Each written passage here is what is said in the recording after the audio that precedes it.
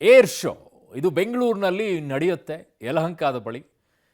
ಈ air show ಬಗ್ಗೆ ಹೇಳಬೇಕು ಅಂತಂದರೆ ಬಹಳ ವಿಚಾರಗಳಿದೆ. ಎಲ್ಲರೂ ಕೂಡ ಹೇಳುವಂಥದ್ದು ಸಾಮಾನ್ಯವಾಗಿ ಒಂದು ಟಾಪ್ ಹೆಡ್ಲೈನಲ್ಲಿ ಬರುವಂಥದ್ದು ಏನು ಅಂತಂದರೆ ಲೋಹದ ಹಕ್ಕಿಗಳ ಕಲರವ ಬಾನಂಗಳದಲ್ಲಿ ಇದು ಬಂದ್ಬಿಡುತ್ತೆ. ಅದಷ್ಟೇ ಅಲ್ಲ ರೀ, ನೋಡೋಕೇನೋ ಚಿತ್ತಾಕರ್ಷಕವಾಗಿದೆ, ಅದು ಇಲ್ಲ ಅಂತಲ್ಲ. ಅಲ್ಲಿ ಬಿಸ್ನೆಸ್ಗಳು ನಡೆಯುತ್ತೆ, ಜನರಿಗೂ ಕೂಡ ಹೋಗೋಕ್ಕೆ ಅವಕಾಶಗಳಿರುತ್ತೆ. ಇಲ್ಲಿ ಹೋದಾಗ ಏನು ನೋಡಬಹುದು, ಏನು ತಿಳ್ಕೊಳ್ಬಹುದು, ಬಹಳ ಹತ್ತಿರದಿಂದ ಯುದ್ಧ ವಿಮಾನಗಳನ್ನು, ಹೆಲಿಕಾಪ್ಟರ್ಗಳನ್ನು, ಜೊತೆಗೆ ಯುದ್ಧಕ್ಕೆ ಬಳಸುವಂತಹ ವಿವಿಧ ರೀತಿಯಾದಂತಹ ಸಾಮಗ್ರಿಗಳನ್ನು ನೀವು ಅಲ್ಲಿ ಕಾಣಬಹುದು. ಬೇರೆ ಬೇರೆ ರೀತಿಯಲ್ಲಿ ಅದನ್ನು ನೋಡಬೇಕು, ನೀವು ಹೋಗಬೇಕು, ನಿಮ್ಮ ಮಕ್ಕಳನ್ನು ಕರ್ಕೊಂಡು ಹೋಗಬೇಕು, ಗೊತ್ತಾಗತ್ತೆ ಏನು ಅಂತ ಹೇಳಿ. ಬರೀ ಯಾವುದೋ ಒಂದು ವಿಡಿಯೋದಲ್ಲಿ ನೋಡಿದೆ, ಎಲ್ಲೋ ಒಂದು ಕಡೆ ಕಾಣಿಸ್ತು ಅನ್ನೋದಲ್ಲ. ತುಂಬ ಹತ್ತಿರದಿಂದ ನೋಡೋಕ್ಕೆ ಒಂದು ಅವಕಾಶ ಸಿಗುತ್ತೆ. ಇದು ಹೋಗಿ ನೋಡಬೇಕು. ಬುಲೆಟ್ಗಳು ಹೇಗೆ ಇರುತ್ತೆ, ಯಾವ ರೀತಿಯಾಗಿರುತ್ತೆ, ವೆಪನ್ಸ್ಗಳು ಹೇಗಿರುತ್ತೆ, ಯಾವ ರೀತಿಯಾಗಿರುತ್ತೆ, ತುಂಬ ಹತ್ತಿರದಿಂದ ನೋಡೋಕ್ಕೆ ಒಂದು ಅವಕಾಶ ಇದು. ನೋಡಬಹುದು ನೀವೆಲ್ಲ. ಸೊ ವಿಮಾನಗಳನ್ನು ಕೂಡ ನೋಡಬಹುದು. ಆಗಸದಲ್ಲಂತೂ ಬಿಡಿ, ಅದೊಂಥರ ಆಕರ್ಷಣೆ, ಅದೊಂದು ರೀತಿ. ಸೊ ಬೆಂಗಳೂರು ಏರ್ ಶೋಗೆ ಈಗ ಕೌಂಟ್ ಡೌನ್ ಆರಂಭವಾಗಿದೆ. ಯಾವಾಗ ಆರಂಭವಾಗುತ್ತೆ? ಫೆಬ್ರವರಿ 10ರಿಂದ ಇದು ಆರಂಭವಾಗ್ತಾ ಇದೆ. ದಿನಾಂಕವೂ ಕೂಡ ಫೆಬ್ರವರಿ 10ರಿಂದ ಏರ್ ಶೋ ಆರಂಭವಾಗ್ತಾ ಇದೆ. 4 ದಿನಗಳಿರುತ್ತೆ. ಎಲ್ಲ ದಿನವೂ ಜನರಿಗೆ ಅವಕಾಶ ಇದೆಯಾ ಅಂತಂದರೆ ಮೊದಲನೇ ದಿನ ಇರೋದಿಲ್ಲ. ಬಾನಂಗಳದಲ್ಲಿ ಲೋಹದ ಹಕ್ಕಿಗಳ ಕಲರವ ಇದೆ, ಜೊತೆಗೆ ಕೊನೆಯ ದಿನವೂ ಕೂಡ ಇರೋದಿಲ್ಲ. ಮಧ್ಯದಲ್ಲಿ 2 ದಿನ ಅವಕಾಶನೂ ಮಾಡಿಕೊಡ್ತಾರೆ. ಇದರಲ್ಲಿ ಹೋಗಬಹುದು ನೀವು. ಹೋಗೋಕ್ಕೆ ಟಿಕೆಟ್ ಕೂಡ ವ್ಯವಸ್ಥೆ ಇರುತ್ತೆ. ವಾಯುಸೇನಾ ಪಡೆಯಿಂದ ಭರ್ಜರಿಯಾಗಿ ಈಗಾಗಲೇ ತಾಲೀಮ್ ಕೂಡ ನಡೀತಾ ಇದೆ. ಯಾವ ರೀತಿ ಅಂತಂದರೆ, ನೀವು ಹತ್ತಿರದಲ್ಲಿ ಎಲ್ಲಾದರೂ ಯಲಹಂಕ ಸುತ್ತಮುತ್ತಲಿದ್ದರೆ ನಿಮ್ಗೆ ಆಗಸದಲ್ಲಿ ಆ ಶಬ್ದಗಳು ಕೇಳಿಸ್ತಾ ಇರುತ್ತೆ ಹೇಗೆ ಅಂತ ಹೇಳಿ. ಸೊ ಆಗಸದಲ್ಲಿ ಯುದ್ಧ ವಿಮಾನಗಳ ಕಸರತ್ತು ಈಗಾಗಲೇ ನಡೀತಾ ಇದೆ. ಅದು ಅಭ್ಯಾಸವನ್ನು ಮಾಡ್ತಾ ಇರ್ತಾರೆ. ಕಿರಣ್ ಅಂತ ಇದೆ, ಅದಂತೂ ಇನ್ನೂ ಅದ್ಭುತವಾಗಿ ನಿಮಗೆ ಕಲರ್ಫುಲ್ ಆಗಿ ಕಾಣಿಸ್ಕೊಳ್ತಾ ಇರುತ್ತೆ. ಮೈ ನವಿರೇಳಿಸಿದೆ ಈಗ ಏರ್ ಜೆಟ್ಗಳ ಪ್ರದರ್ಶನ. ಅದರ ಸೌಂಡೇ ಹಾಗೆ ಒಂಥರ ಸುಯ್ ಅಂತ ಹೋಗುವಂಥ ಶಬ್ದ ಇದೆಯಲ್ಲ, ವಾಹ್ ಏನಪ್ಪ ಇದು ಅಂಥೇಳಿ. Su-57, F-35 ಫೈಟರ್ ಜೆಟ್ಸ್ ಇವೆಲ್ಲವೂ ಕೂಡ ಈಗಾಗಲೇ ತಾಲೀಮನ್ನು ನಡೆಸಿವೆ. ಅವತ್ತಿನ ದಿನ ಬಂದುಬಿಟ್ಟೆ ಅವೇನು ಹಾರಾಡೋದಿಲ್ಲ, ಅವು ತಾಲೀಮ್ ಮಾಡ್ತವೆ. ಸಾರಂಗ್, ತೇಜಸ್ MK2 ಇವೆಲ್ಲವೂ ಕೂಡ ಈಗ ಹಾರಾಟವನ್ನು ಮಾಡ್ತಾ ಇರೋದು. ಸಾರಂಗ್ ನೋಡೋದೇ ಅದು ಒಂದು ರೀತಿಗೆ ಅದ್ಭುತ. ಅದು ಆಕರ್ಷಣೆನೇ ಬೇರೆ, ಅದು ಸಾರಂಗದ್ದು. ಸೊ ಇದರ ಒಂದು ಡೀಟೇಲ್ ಆಗಿರುವಂಥ ಒಂದು ವರದಿ ಇದೆ, ಮಿಸ್ ಮಾಡಿದೆ ನೋಡಿ. 2025ರ ಏರ್ ಶೋ ಕೌಂಟ್ ಡೌನ್. ಬಾನಂಗಳದಲ್ಲಿ ಲೋಹದ ಹಕ್ಕಿಗಳ ಕಲರವ.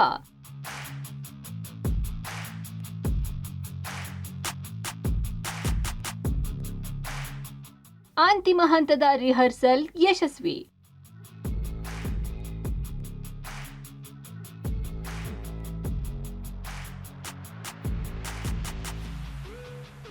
ದೇಶದ ಅತಿದೊಡ್ಡ ಕಾರ್ಯಕ್ರಮದಲ್ಲಿ ಬೆಂಗಳೂರಿನಲ್ಲಿ ನಡೆಯುವ ಏರ್ ಶೋ ಕೂಡ ಒಂದು.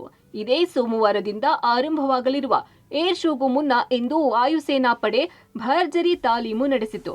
ಅಂತಿಮ ಹಂತದ ತಯಾರಿಯೊಂದಿಗೆ ಯಶಸ್ವಿ ರಿಹರ್ಸಲ್ ಮುಗಿಸಿದ್ದು, ಬಾನಂಗಳದಲ್ಲಿ ಲೋಹದ ಹಕ್ಕಿಗಳ ರೋಮಾಂಚಕ ವೈಮಾನಿಕ ಹಾರಾಟ ನೆರೆದಿದ್ದವರನ್ನ ಬೆರಗುಗೊಳಿಸಿತು.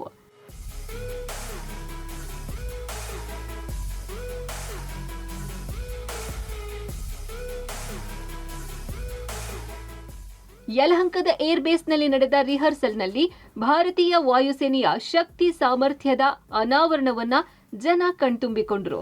ರಿಹರ್ಸಲ್ನಲ್ಲಿ ಅಧಿಕಾರಿಗಳ ಕುಟುಂಬ, ವಿಶೇಷ ಆಹ್ವಾನಿತರಿಗೆ ಮಾತ್ರ ಅವಕಾಶ ಕಲ್ಪಿಸಲಾಗಿತ್ತು. ಬೆಳಗ್ಗೆ 9:30ಕ್ಕೆ ಆರಂಭವಾದ ವೈಮಾನಿಕ ಹಾರಾಟ 2 ಗಂಟೆಗಳ ಕಾಲ ಆಗಸದಲ್ಲಿ ಬೆರಗು ಮೂಡಿಸಿತ್ತು. ಬಿಸಿಲಬ್ಬರದ ನಡುವೆಯೂ ಅದ್ಭುತ ಪ್ರದರ್ಶನವನ್ನ ಕಣ್ತುಂಬಿಕೊಂಡರು. Su-57, F-35 fighter jets, Sarang, KC-135 strato tanker, C-390 transport aircraft, Tejas MK2 ಸೇರಿ ಹಲವು ಏರ್ ಜೆಟ್ಗಳು ಮೈ ನವಿರೇಳಿಸುವಂತಹ ಪ್ರದರ್ಶನ ನೀಡಿದವು.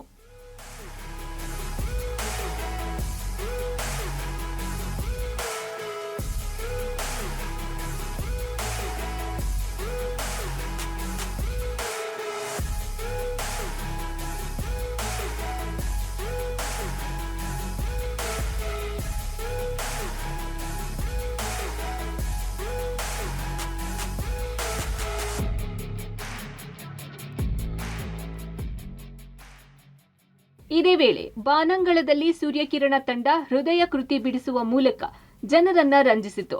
ಭಾರತೀಯ ವಾಯುಪಡೆಯ ರಾಯಭಾರಿ ಸೂರ್ಯಕಿರಣ ಥ್ರಿಲ್ಲಿಂಗ್ ಪರ್ಫಾರ್ಮೆನ್ಸ್ ಕಂಡು ಜನರು ಅಕ್ಷರಶಃ ಬೆರಗಾದ್ರು.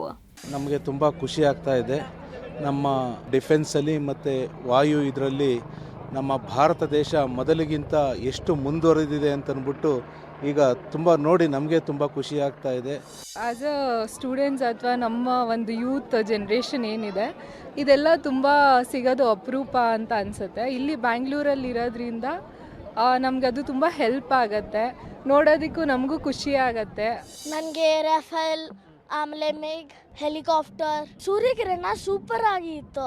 ಅವರು ಇಂಡಿಯಾ ಫ್ಲಾಗ್ ಮಾಡಿದ್ರ, ಆಮೇಲೆ ಹಾರ್ಟ್ ಶೇಪ್ ಖುಷಿ ಆಯಿತು. ಸೂಪರ್ ಅನಿಸ್ತು. ಅದು ಹಾರ್ಟ್ ಮಾಡಿದೆ ಆವಾಗ ಪ್ಲೇನ್ಸ್ ಬಂದು ಕಲರ್ಸ್ ಬಂದಲ್ವ, ಅದು ಇಬ್ಬರು ಚೆನ್ನಾಗಿತ್ತು. ಇನ್ನು ಅತ್ತ ಆಗಸದಲ್ಲಿ ವಿಮಾನಗಳ ಸದ್ದು ಜೋರಾಗಿದ್ರೆ ಇತ್ತ ರಸ್ತೆಯಲ್ಲಿ ಟ್ರಾಫಿಕ್ನಿಂದ ವಾಹನ ಸವಾರರ ಪರದಾಟ ಕೂಡ ಹೆಚ್ಚಾಗೇ ಇತ್ತು. ರಿಹರ್ಸಲ್ ನೋಡೋಕೆ ಬರುವ ಜನ, ನಿತ್ಯದ ಟ್ರಾಫಿಕ್ ಎಲ್ಲವೂ ಒಟ್ಟಾದ ಪರಿಣಾಮ ಸಾಮಾನ್ಯ ದಿನಕ್ಕಿಂತ ಹೆಚ್ಚಿನ ಪ್ರಮಾಣದಲ್ಲಿ ಟ್ರಾಫಿಕ್ ಸವಾರರನ್ನ ಹೈರಾಣಾಗಿಸಿತು. ಹೆಬ್ಬಾಳದಲ್ಲಿ ಶುರುವಾದ ಟ್ರಾಫಿಕ್ ಯಲಹಂಕದವರೆಗೂ ಇತ್ತು. ಸ್ಲೋ ಮೂವಿಂಗ್ ಪರಿಣಾಮ ಟ್ರಾಫಿಕ್ ಕಂಟ್ರೋಲ್ ಮಾಡಲು ಪೊಲೀಸರು ಹರಸಾಹಸ ಪಡಬೇಕಾಯಿತು. ಸೋಮವಾರದಿಂದ ಈ ಭಾಗದಲ್ಲಿ ಕೆಲ ಮಾರ್ಗಗಳ ಬದಲಾವಣೆ ಮಾಡಲಾಗಿದ್ದು ಸವಾರರು ಕೊಂಚ ಅಡ್ಜಸ್ಟ್ ಮಾಡಿಕೊಳ್ಳಬೇಕಿದೆ. 2025 ಏರ್ ಶೋಗೆ ಇವತ್ತಿಂದ ತಾಲೀಮು ಶುರುವಾಗಿದೆ. ತಾಲೀಮು ಶುರುವಾದ ಹಿನ್ನೆಲೆಯಲ್ಲಿ ವೀಕ್ಷಣೆ ಮಾಡೋದಕ್ಕೆ ಸಾಕಷ್ಟು ಜನ ಪಾಸ್ಗಳನ್ನ ಪಡೆದಿರೋರು ಬರ್ತಿದ್ದಾರೆ. ಹಾಗಾಗಿ ನಾನು ಈಗ ದೃಶ್ಯಗಳಲ್ಲಿ ತೋರಿಸ್ತಾ ಇದ್ದೀನಿ, ಹೆಬ್ಬಾಳ ಬಳಿ ದೊಡ್ಡ ಮಟ್ಟದಲ್ಲಿ ಟ್ರಾಫಿಕ್ ಸಮಸ್ಯೆ ಶುರು ಆಗ್ತಿದೆ. ಒಂದು ಭಾಗ ಹೆಬ್ಬಾಳದಿಂದ ಸಿಟಿ ಕಡೆ ಹೋಗುವಂಥ ರಸ್ತೆ, ಇದು ನಾರ್ಮಲಿ ಪೀಕ್ ಅವರ್ಸಲ್ಲಿ ಇದೇ ರೀತಿ ಟ್ರಾಫಿಕ್ ಇರುತ್ತೆ. ಯಾಕಂದರೆ ಏರ್ಪೋರ್ಟಿಂದ ಬರುವಂಥ ವಾಹನಗಳಾಗಿರ್ಬೋದು ಅಥವಾ ಸಿಟಿ ಕಡೆ ಕೆಲಸಕ್ಕೆ ಬರುವಂಥ ವಾಹನಗಳ ಸಂಖ್ಯೆ ನಾರ್ಮಲಿ ಜಾಸ್ತಿ ಇರುತ್ತೆ. ಏರ್ ಶೋ ಇರೋದ್ರಿಂದ ಆ ಸಂಖ್ಯೆ ಹೆಚ್ಚಾಗಿದೆ. ನೋಡ್ತಿದ್ದೀರಾ, ಮತ್ತೊಂದು ಕಡೆ ಟ್ರಾಫಿಕ್ ಪೊಲೀಸರು ಕೂಡ ಟ್ರಾಫಿಕ್ನ ಕಂಟ್ರೋಲ್ ಮಾಡೋದಕ್ಕೆ ಹರಸಾಹಸ ಪಡ್ತಿದ್ದಾರೆ. ಇನ್ನು ಫೆಬ್ರವರಿ 10ನೇ ತಾರೀಕು ನಂತರದಲ್ಲಿ 10ರಿಂದ 14ನೇ ತಾರೀಕುವರೆಗೂ ಸಾರ್ವಜನಿಕರಿಗೂ ಅಂದರೆ ಯಾರೆಲ್ಲ ಪಾಸ್ಗಳು ತೊಗೊಂಡಿದ್ದಾರೆ, ಟಿಕೆಟ್ ತೊಗೊಂಡಿದ್ದಾರೆ, ಅವ್ರಿಗೂ ಏರ್ ಶೋಗೆ ವ್ಯವಸ್ಥೆ ಇರೋದ್ರಿಂದ, ವೀಕ್ಷಣೆ ವ್ಯವಸ್ಥೆ ಇರೋದ್ರಿಂದ ದೊಡ್ಡ ಮಟ್ಟದಲ್ಲಿ ಜನ ಅಲ್ಲಿ ಸೇರ್ತಾರೆ. ಹಾಗಾಗಿ ಹೆಬ್ಬಾಳ ಮೂಲಕನೇ ಈ ರಸ್ತೆಯಲ್ಲಿ ಹೋದರೆ ಹತ್ರ ಆಗುತ್ತೆ ಅಂತ ದೊಡ್ಡ ಮಟ್ಟದಲ್ಲಿ ಜನ ಇದೇ ರಸ್ತೆಯಲ್ಲಿ ವಾಹನಗಳಲ್ಲಿ ಬರ್ತಾರೆ. ಆಗ ಇನ್ನೂ ಹೆಚ್ಚಿನ ಸಂಖ್ಯೆಯಲ್ಲಿ ಟ್ರಾಫಿಕ್ ಆಗುತ್ತೆ. ಒಟ್ಟಾರೆ ಸೋಮವಾರದಿಂದ ಏರ್ ಶೋ ಆರಂಭವಾಗಲಿದ್ದು ಮತ್ತಷ್ಟು ಉಕ್ಕಿನ ಹಕ್ಕಿಗಳ ಕಲರವ ಶುರುವಾಗಲಿದೆ. ಇತ್ತ ಸೋಮವಾರದಿಂದ ಏರ್ಪೋರ್ಟ್ ರಸ್ತೆಯಲ್ಲೂ ಸವಾರರಿಗೆ 5 ದಿನಗಳ ಕಾಲ ಭಾರೀ ಟ್ರಾಫಿಕ್ ದಟ್ಟಣೆ ತಟ್ಟುವ ಸಾಧ್ಯತೆ ಇದೆ. Raghu Mariswamy, metro bureau, public TV, Bengaluru.